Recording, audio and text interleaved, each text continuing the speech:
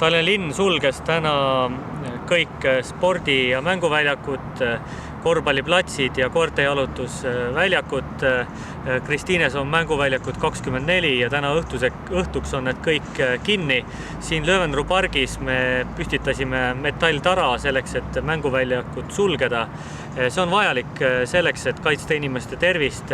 Terviseameti soovitus on selline, et kuna tegemist on piisknakkusega, mis tugevatelt pindadelt levib, kus inimesed puutuvad üksteisega tihedalt kokku, siis on mõistlikum täna inimeste tervise huvides mänguväljakud sulgeda. Minu soovitus inimestele hetkel on maksimaalselt püsida kodus, vältida üksteisega kontakte ja eelkõige olgem terved.